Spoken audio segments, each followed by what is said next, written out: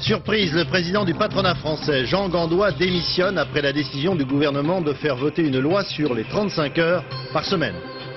Le meurtre de Yann Piat, le livre qui met en cause Jean-Claude Godin et François Lyotard, retiré des librairies, ses auteurs devront faire la preuve de leurs affirmations. Procès Maurice Papon, les parties civiles ont finalement décidé de participer au débat malgré la libération de l'accusé. Et puis l'enquête, Cuba, qui s'apprête à commémorer le 30e anniversaire de la mort du Che Guevara. La découverte du jour, Muriel Hermine et son spectacle au Cirque d'hiver à Paris. Madame, Monsieur, bonsoir. On savait Jean Gandois furieux et déçu à la fois après la journée de négociation de vendredi dernier qui avait abouti à la présentation d'une loi sur les 35 heures par le Premier ministre. On ne pensait tout de même pas qu'il en tirerait la conclusion qu'il a annoncé ce soir, sa démission de la présidence du patronat français. Jean Gandois estime désormais que le combat entre le patronat et le gouvernement sera très dur et d'expliquer qu'il est plus un négociateur qu'un tueur. Sur place, au siège d'une CNPF, nous retrouvons Yannick Le Tranchant. Yannick, cette journée? Oui, eh bien, écoutez, la réunion en elle-même s'est tenue à huis clos, loin des micros, des photographes et des journalistes de la télé. Ce qu'on sait, c'est que les membres du conseil exécutif du CNPF sont arrivés peu avant 15 heures dans l'après-midi. Le président Jean Gandois leur a signifié très vite sa démission dès le début de la réunion. Alors ils lui ont demandé de revenir sur sa démission. Ils ont ensuite souhaité démissionner en bloc. Refus de Jean Gandois. Nous l'écoutons sur sa décision. D'être venu, j'ai par ailleurs décidé, devant ce qu'il faut bien appeler un échec, de remettre ma démission de la présidence du CNPF au Conseil exécutif. J'avais trois objectifs quand je me suis présenté à cette présidence. La première, c'était d'essayer, dans une époque capitale, pour la construction de l'Europe et pour la mondialisation, de renforcer la compétitivité des entreprises françaises et leur ouverture. Le deuxième objectif, c'était d'arriver à diminuer le chômage et l'exclusion dans ce pays. Et puis le troisième, c'était d'installer dans ce pays, entre les partenaires, un dialogue social qui soit plus intense et plus moderne. Je ne quitte pas le navire. Je considère qu'il va falloir se battre de manière beaucoup plus dure, que le dialogue va être suspendu pendant pas mal de temps, et qu'il y a d'autres personnes qui sont meilleures pour faire ça que moi. On ne peut pas le dire de manière plus claire, je crois. Et ce qu'on sait, c'est que selon de nombreuses sources, eh bien, le climat cet après-midi était plutôt serein. On peut dire que le président du CNPF, Jean Gandois, est finalement plutôt soulagé, peut-on dire. Alors il y a un petit peu plus d'une heure, Jean Gandois a quitté son bureau, la présidence du CNPF. Voici sa toute dernière réaction. On l'écoute. Je suis à la fois combatif et serein. C'est-à-dire que je crois que j'ai fait ce que je devais faire pour alerter l'opinion sur la gravité des décisions qui ont été prises. Une dernière, s'il vous plaît, Président. S'il vous plaît, Monsieur le Président. On voit Monsieur Jean Gandois quitter le CNPF il y a un petit peu moins d'une heure. Il va assurer maintenant la transition jusqu'à temps que soit bien sûr désigné très rapidement un successeur. Merci Yannick. Il aura donc fallu un peu plus de 48 heures au président du CNPF pour prendre sa décision entre la grande réunion, patronat, syndicat et gouvernement de vendredi et la conférence donc des instances dirigeantes du patronat français qui s'est tenue aujourd'hui. Récit Pascal Golomer, Jean-Louis Normandin. Nous avons été bernés tout au long de la journée. Par conséquent, je vous laisse, je vais me battre. Au revoir. Et nous allons tous... Jean Gandois, furieux, à la sortie de Matignon. Nous sommes vendredi soir, il ne voulait pas de cette loi sur les 35 heures. Le gouvernement l'annonce pourtant à la fin de la conférence. Une conférence pendant laquelle il tente tout pour faire changer d'avis le gouvernement. Discutant en aparté avec les ministres, leur faisant même passer discrètement quelques messages écrits. L'un de ses vice-présidents, assis à ses côtés, Denis Kessler, lui aurait suggéré dès le matin de quitter la table. Lui préfère rester sans rien obtenir de plus. Dès lors, Jean Gandois sait qu'il doit changer de tactique. Plus question pour le patronat de négocier quoi que ce soit. Il adapte donc son discours tout au long du week-end. C'est toujours quand le patronat, les syndicats et le gouvernement ont trouvé des voies en commun que l'on peut faire quelque chose. Là, on a mis le patronat au coin. Eh bien, le patronat est au coin, il va y rester. Un discours dur, un discours nouveau pour Jean Gandois qui depuis son arrivée il y a 3 ans à la tête du CNPF se voulait l'homme du dialogue social. Un discours que réclame désormais la majorité des patrons, seul moyen selon eux pour faire revenir en arrière le gouvernement sur les 35 heures. Mais ce soir, Jean Gandois ne se sent plus capable de jouer ce nouveau rôle. Il préfère donc partir. Vous en doutez, cette décision annoncée ce soir provoque déjà un certain nombre de réactions dans les milieux politiques et syndicaux. On les écoute. On devrait plutôt effectivement apaiser les choses, comprendre que chacun a des intérêts et ne pas durcir. Et je pense que M. Gandois a été effectivement victime au sein de son organisation de ceux qui voulaient le pousser à une stratégie de la tension, de la passion, de la guerre sociale qui n'était pas la sienne. Chaque fois que la confiance est rompue, eh bien chaque fois on se trouve en situation d'affrontement. Comme on ne fait pas confiance à son interlocuteur, qu'il soit le gouvernement ou qu'il soit les organisations patronales ou syndicales, chaque fois on se trouve avec une crise. Et c'est désormais là que la France se trouve. Je crois que c'est une très mauvaise méthode qui a été suivie et c'est un très mauvais signe pour l'avenir. Même lorsqu'il disait non, le fait de négocier ou de discuter, même si la discussion n'avait pas de résultat, M. Gandois était un homme, il acceptait le principe de discuter des conditions de travail, des conditions sociales, etc., etc. Est-ce que ses successeurs ou son successeur va confirmer ça? C'est une interrogation. Pour moi, c'est un très gros point d'interrogation. Après les faits, donc maintenant le commentaire. Gérard Leclerc, avec 2 heures de recul, quelle est la portée de cet événement? Écoutez, vendredi, le soir de la conférence salariale, Jean Gandois avait surpris par la violence de sa réaction. Il se disait berné par le gouvernement, parlait de décisions totalement idéologiques, de batailles perdues, et évoquait même hier soir un complot. Un ton qui traduisait un profond désarroi. Jusqu'au bout, Jean Gandois a cru possible de faire renoncer Lionel Jospin à sa loi cadre sur les 35 heures en janvier 2000. Il a échoué. Pendant toute la négociation de vendredi, les autres participants ont pu noter les vives tensions au sein de la délégation patronale. Les petits papiers circulaient et Jean Gandois n'a pu cacher son agacement quand ses 2 vice-présidents, Didier Pinot-Valenciennes et Denis Kessler, lui ont demandé de quitter la réunion dès la première intervention de Lionel Jospin. La volée de bois vert des syndicats, y compris de Nicole Notat, contre les patrons n'a pu que décourager un peu plus cet homme de caractère qui s'est retrouvé en quelque sorte suspendu dans le vide, contourné par le gouvernement qui préfère négocier directement les 35 heures dans les entreprises et contesté, et cela dès son élection au CNPF, par l'aile la plus libérale du patronat. En tout cas, avec le départ de Jean Gandois, qui se qualifie lui-même ce soir de négociateur et non de tueur, le gouvernement perd un partenaire et sans doute son meilleur allié chez les patrons. Avec son successeur, il risque de devoir affronter un patronat de combat. Toute négociation, notamment sur les pré-retraites, semble aujourd'hui compromise. Avec toutefois un danger pour le CNPF, s'il ne négocie plus, à quoi servira-t-il encore, seront tentés de se dire certains chefs d'entreprise.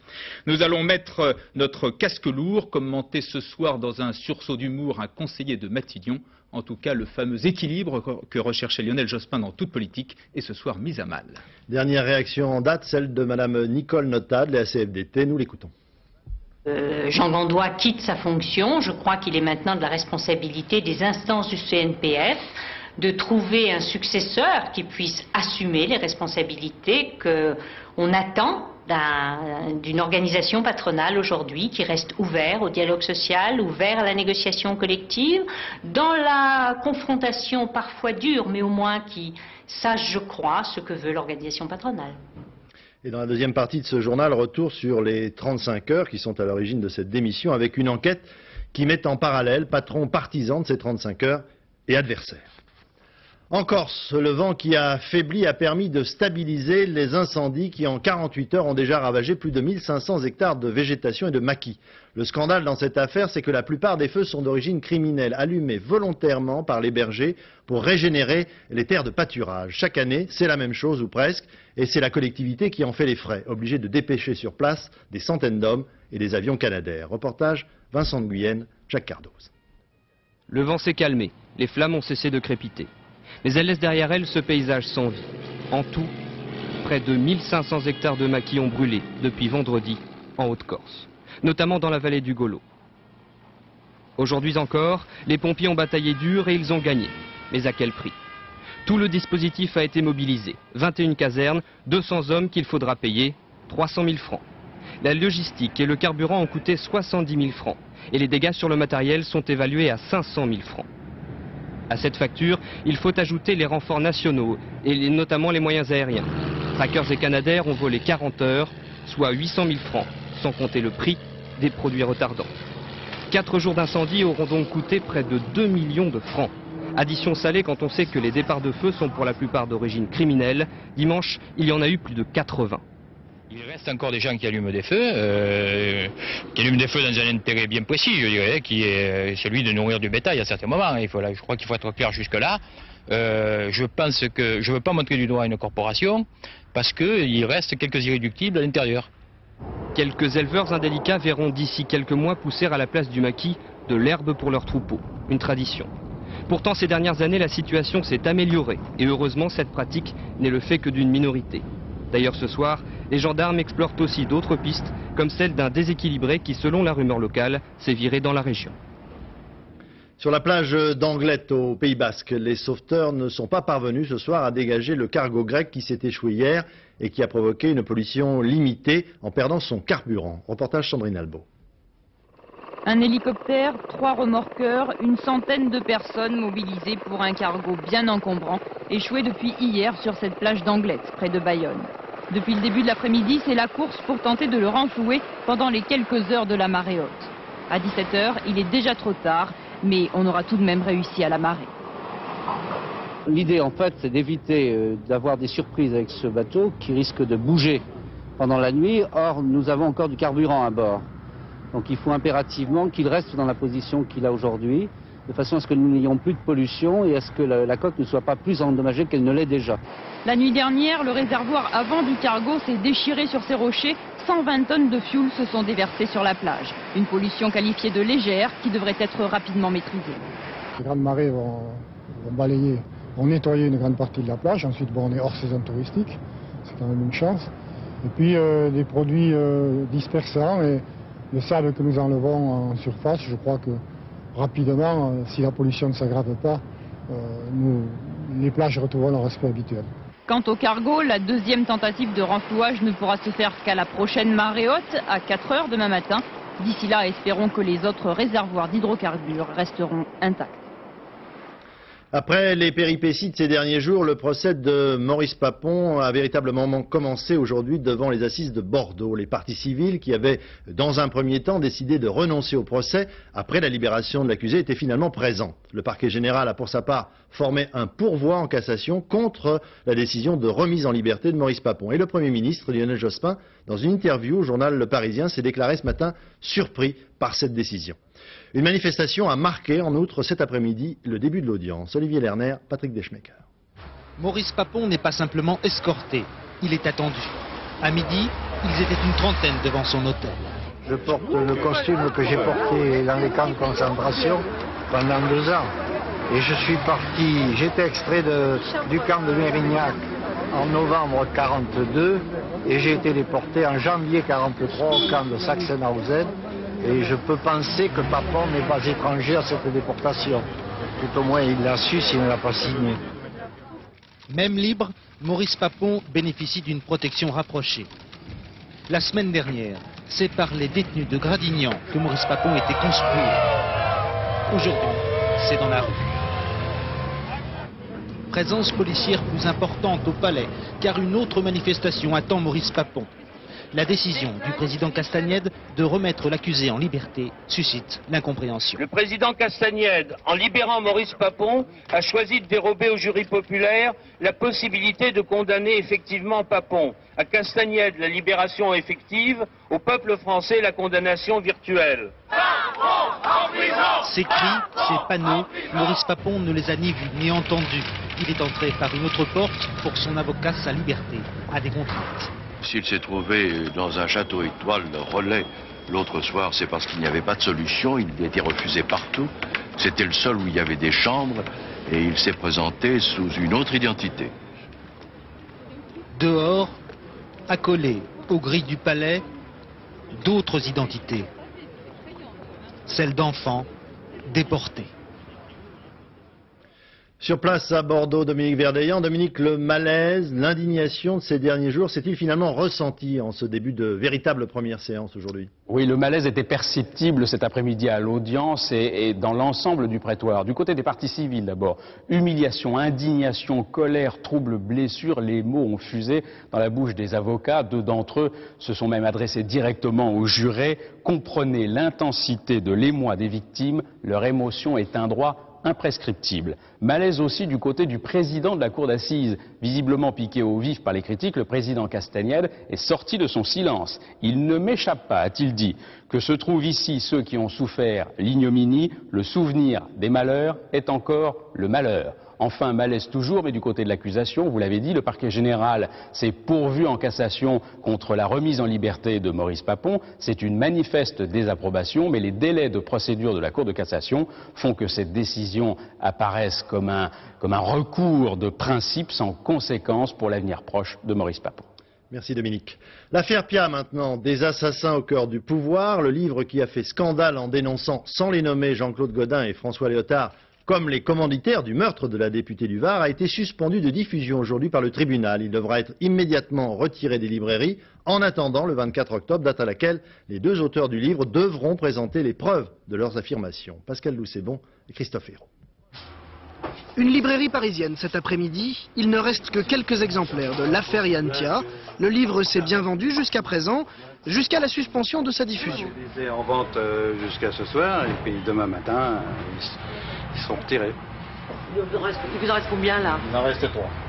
Décision du juge des référés, le livre disparaîtra des rayonnages jusqu'au 24 octobre prochain, date de l'examen d'une éventuelle preuve apportée par ses auteurs. Là, le tribunal les met au pied du mur et le 24 octobre, ils devront faire leur offre de preuve. Ils ont donc 10 jours pour cela, ou au moins pour faire la preuve de leur bonne foi. Dans leur livre, André Rougeau et Jean-Michel Verne accusent François Léotard sous le sobriquet de Lancorné et Jean-Claude Gaudin sous le surnom de Trottinette d'avoir commandité l'assassinat de Yann Pia et d'entretenir des amitiés mafieuses. Par la voix de leur avocat, les deux auteurs promettent d'étayer leurs accusations. Si preuve il y a, pourquoi attendre? Pourquoi avoir attendu? Parce que le débat n'est pas dans la rue, il est dans une enceinte judiciaire avec des règles. Et vous pensez qu'en 10 jours, ils pourront... Et moi, je n'aime pas les consensus qui aboutissent à de fait, trouver des personnes pour les sacrifier sur l'autel d'une espèce de raison, soit de la presse, soit de la politique. Des preuves le 24 octobre ou un simple coup de bluff, seuls les auteurs peuvent répondre. Leur livre, lui, s'est vendu à plus de 50 000 exemplaires. C'est presque ostensiblement que le président de la République, Jacques Chirac, a remis ce matin la Légion d'honneur à Jean-Claude Gaudin, serviteur de l'État, a dit le président de la République, fidèle à ses engagements politiques. Tout cela au milieu de l'affaire qui nous agite.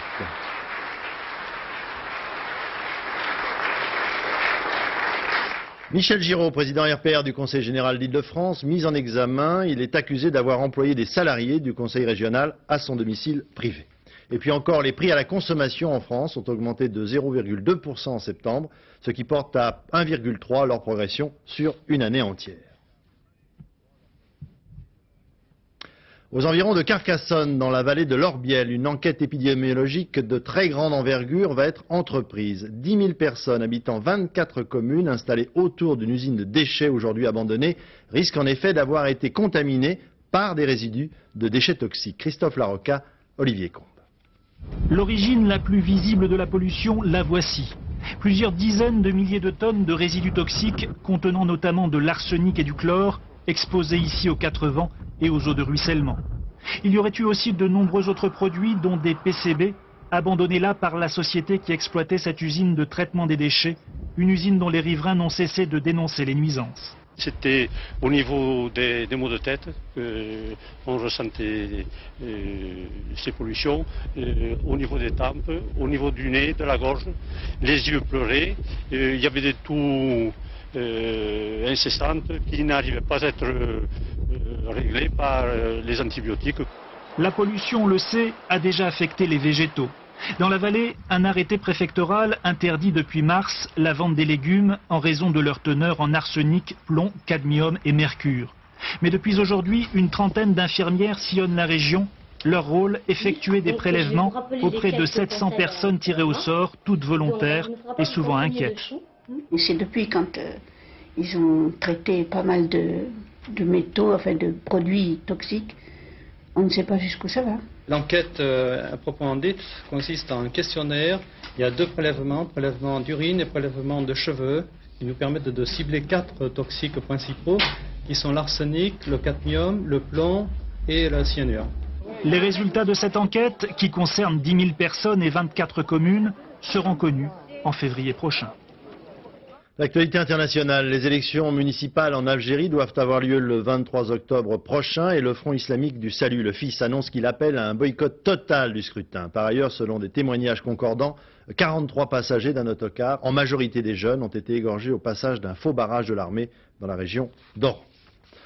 Rencontre historique mais arrivée mouvementée à Belfast en Irlande du Nord pour le Premier ministre britannique Tony Blair qui s'est entretenu avec Gerry Adams, le leader de l'aile politique de l'armée républicaine irlandaise, de Sinn Féin. La dernière rencontre de ce genre avait eu lieu en 1921 à l'occasion de la partition de l'île. De nouveaux documents nous parviennent du Congo-Brazzaville où l'affrontement entre les partisans du président en place et son rival dépasse de loin la bataille de clans. Il s'agit d'une véritable guerre avec ses conséquences et une capitale dévastée aujourd'hui. Dorothée Olyric. Le centre de Brazzaville après plus de 4 mois de bombardements, de combats de rue et de pillages. Une ville désertée par la population où ne patrouillent que des miliciens. Partisans de l'ancien président marxiste Denis Sassou Nguesso, ce sont les Cobras. Des hommes plus ou moins contrôlés qui n'ont qu'un objectif, continuer à faire la guerre, qu'importe le cessez-le-feu. Les Cobras affirment tenir l'aéroport de la capitale moribonde, mais ces images montrent leurs ennemis, les Zoulous, les hommes du président Lissouba, au pied de la tour de contrôle. L'aéroport, c'est pour nous, ça nous appartient, c'est pas pour les Cobras. Difficile de savoir qui contrôle quoi dans cette guerre confuse où la violence se déchaîne, où les cadavres jonchent les rues. Bilan de 4 à 10 000 morts selon les sources depuis le début des combats en juin. Au sud du pays, la guerre prend une autre dimension. L'Angola se dit attaqué par les Congolais et menace de représailles, tout comme l'ex-Zaïre. La guerre civile pourrait bien se transformer en conflit régional. Les restes du leader historique de la révolution cubaine, Che Guevara, seront transportés demain dans un mausolée qui lui est dédié. 200 000 personnes ont déjà défilé à La Havane pour lui rendre hommage. 30 ans après sa mort, quelle est la situation économique de l'île? Ce sera l'objet d'une enquête dans quelques instants.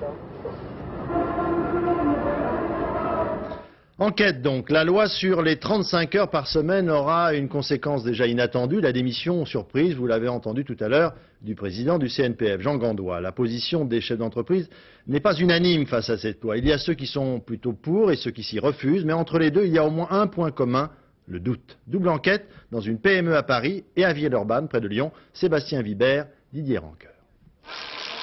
2 chefs d'entreprise, 2 façons différentes de voir la nouvelle donne économique que représente pour leur société l'instauration des 35 heures hebdomadaires.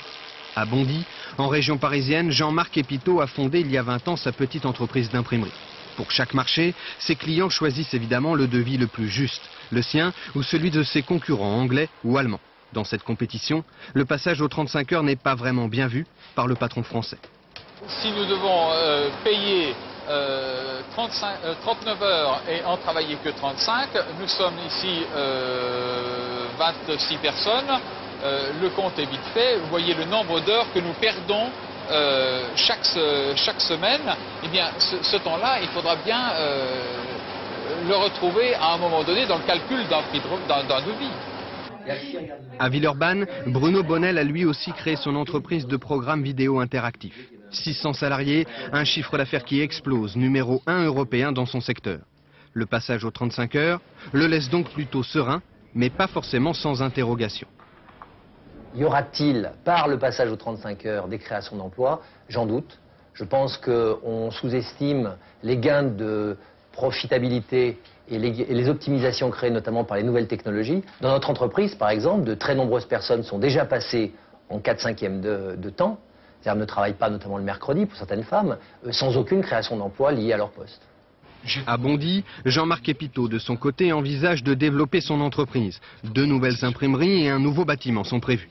Mais s'il passe à 35 heures sans aide importante de l'État, il l'assure, les salaires seront bloqués, les investissements limités. Pour lui, l'unique solution, c'est la flexibilité. Je pense que 35 heures, payer 35, d'accord. Et là, je pense qu'on pourrait partager le travail. On pourrait éventuellement faire des semaines sur 4 jours et 3 jours en travaillant les week-ends. Bruno Bonnel, pour sa part, envisage d'engager rapidement des discussions avec ses salariés. Il sait que le succès actuel de la société facilitera les discussions. Je crois que le facteur de motivation de la création d'emplois et de la décision de passage à 35 heures sera plutôt des analyses personnelles d'individus et des analyses de croissance du marché. Deux patrons, deux façons d'envisager l'avenir avec de nouvelles règles du jeu.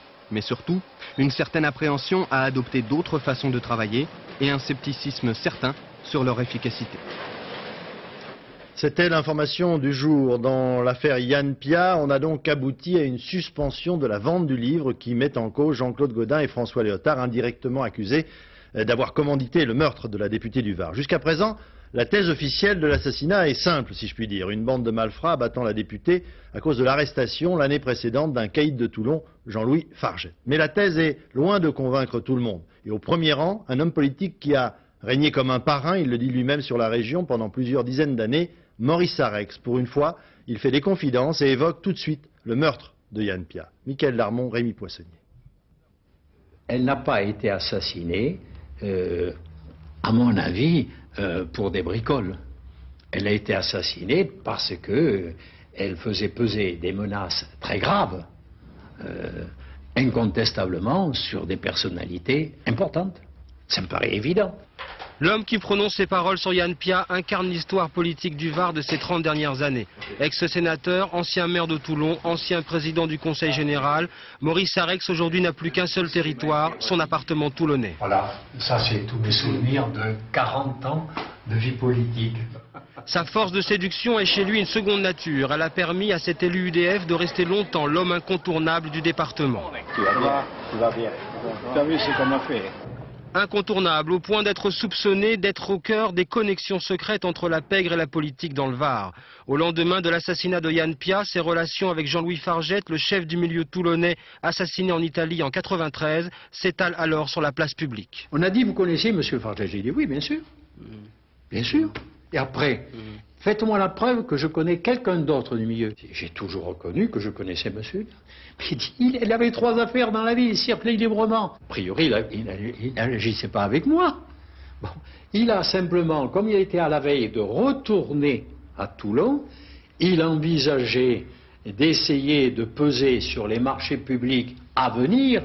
Il a convoqué un de mes collaborateurs dans ce sens qui a refusé son concours.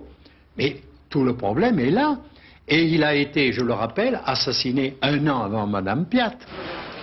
La pègre, la politique, les affaires et toujours l'ombre de Yann Piat. Dans une enquête parallèle, 7 mois après la mort du député, Maurice Sarrex est incarcéré à la prison des Baumettes. C'est le début d'une mini-opération main propre dans le Var.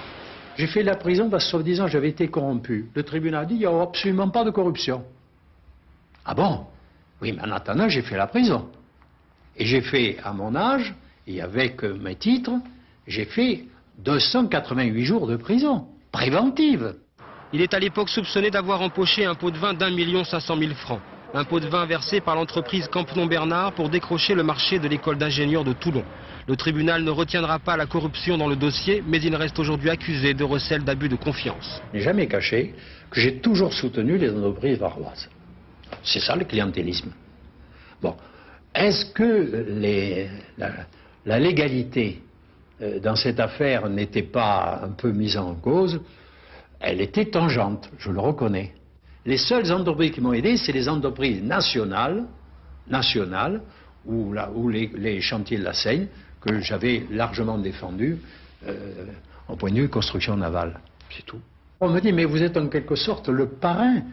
Mais moi j'ai dit, ben oui, le parrain, mais pas le parrain ni de la mafia ni du milieu. J'en connais aucun, j'en connaissais qu'un. La mort de Yann Piat, la chute de la maison Arex, la montée du Front National. Depuis 3 ans, la vie politique du Var ne quitte pas la zone de turbulence. Et la nouvelle polémique autour des supposés commanditaires du meurtre de Yann Piat renvoie l'UDF Maurice Arex à son propre cas. J'ai été victime d'un complot politique, très net, qui ne vient pas de mes adversaires, mais qui vient, je dirais, de personnalités politiques importantes nationales qui ont toujours eu comme objectif de reprendre ce département et qui était aux mains de l'UDF. C'est d'ailleurs ce que dit M. Léotard. Donc en fait, vous visez le RPR. Exactement. L'énigmatique Maurice Arex n'a certainement consenti qu'à nous livrer quelques bribes de vérité. J'ai fait moi-même des livres. J'ai fait 3 ou 4 livres qui sont là. Voilà. Et il n'est pas dit que j'en fasse pas un autre le moment venu. Manière de dire que le parrain politique du Var n'a peut-être pas dit son dernier mot. Je l'évoquais il y a quelques instants, les Cubains s'apprêtent à commémorer le 30e anniversaire de la mort du symbole de la révolution cubaine des années 50, le Che Guevara. Son compagnon fidèle, Castro, au pouvoir depuis près de 40 ans, n'entend toujours pas renoncer au socialisme, même s'il parle aujourd'hui à l'occasion du congrès du PC cubain de socialisme de marché. En fait, depuis la fin de l'Union soviétique, le dollar effectue un retour en force sur l'île où les 11 millions d'habitants sont privés de tout, ou presque. Thierry Tuillier, Jean-François Renaud. On passe devant sa boutique sans même jeter un regard. Et la vendeuse reste seule, coincée entre son comptoir et ses rayons. Vide, ou presque. Le seul événement de la journée, c'est l'arrivée du livreur. Il y a là quelques compotes pour les enfants du quartier. J'en livre 7 pour 15 jours, ou alors 14 pour un mois. C'est pour les enfants inscrits dans le quartier. Les Cubains ne font plus la queue depuis longtemps devant ces magasins d'État, où l'on achète tout, c'est-à-dire pas grand-chose, avec des tickets de rationnement. Diana ne trouve pas ses fruits dans ses boutiques, mais sur des marchés privés. Dentiste, elle gagne l'équivalent de 100 francs par mois, un salaire correct à Cuba. Elle vit avec ses parents, son mari et son fils dans un petit 3 pièces à La Havane. Depuis 3 ans, pour l'alimentation, ça va mieux, même si les prix sont élevés. Avec ces nouveaux marchés, on trouve des produits qu'il n'y avait pas avant. Et c'est vrai que les étals sont pleins. Dans ce marché, les agriculteurs vendent leurs propres produits au prix fixé par l'État. Ça fait 3 ans maintenant que ce commerce est possible et ça a été une mini-révolution. Mais s'il n'y a plus de pénurie, Diana ne mange toujours pas à sa faim. Beaucoup de choses sont très très chères. C'est tout mon salaire que je dépense en nourriture. Presque tout. Bien sûr, ici ou là, je peux acheter autre chose. Mais l'alimentation, c'est l'essentiel. Diana ne se rend presque jamais dans les ruelles de la vieille Havane. Ici commence un autre territoire que seuls les Cubains qui ont affaire aux touristes fréquentent.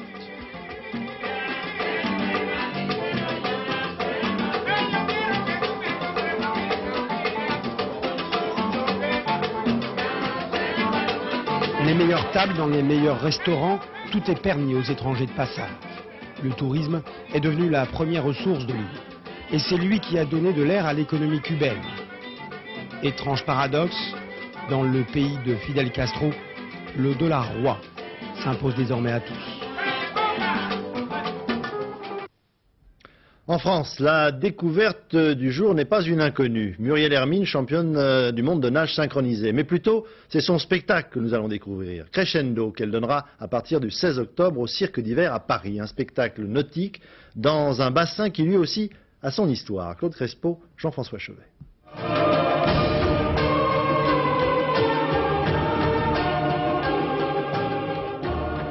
Ce spectacle est né d'abord d'un coup de foudre, celui de Muriel Hermine, pour ce cadre magique. Nous sommes dans un cirque, et ça je ne peux pas l'oublier. Il y a une âme ici qui est très très forte. Ensuite, la célèbre naïade a voulu montrer d'autres facettes de son talent, jongleuse, écuyère, dans une succession de 22 tableaux aquatiques, mais aussi aériens. L'objectif était de faire se rencontrer des éléments qui ne se rencontrent jamais, qui sont le feu et la glace, l'eau et l'air. Et on a au travers de ce spectacle, en somme, l'association de tous les éléments de l'univers. Déjà en 1933, sous les gambettes de Mistinguett, le cirque d'hiver inaugurait sa première piste nautique. En fait, ce show se coule dans une tradition reprise et modernisée par la dynastie Bouglione. Aujourd'hui, sur ce bassin ressuscité, des planchers qui s'élèvent ou descendent très vite. 25 artistes sur la piste. Et dessous, 40 autres, invisibles, dont ces 5 plongeurs qui barbotent 12 heures par jour dans 600 000 litres d'eau traitée au brome. Ils jouent en quelque sorte le rôle de Saint-Bernard. Ultime répétition. Quelqu'un peut se coincer dans les tables, et avec les costumes qu'ils ont, qu'on emmène sous l'eau, c'est fort probable que quelqu'un se prenne dans quelque chose, comme il y a beaucoup de câbles, de tuyaux sous l'eau. C'est assez dangereux et que les nageuses, en fait, n'ont pas de lunettes quand elles traversent, et donc c'est assez risqué. Coût de ce spectacle, produit en partenariat avec EDF, 18 millions de francs, remboursable avec au moins 100 000 spectateurs. Mais Muriel a envie de sortir de l'eau, même si le succès couronne ses efforts. Crescendo sera un adieu à son public. Prochaines étapes, la mise en scène ou la chorégraphie.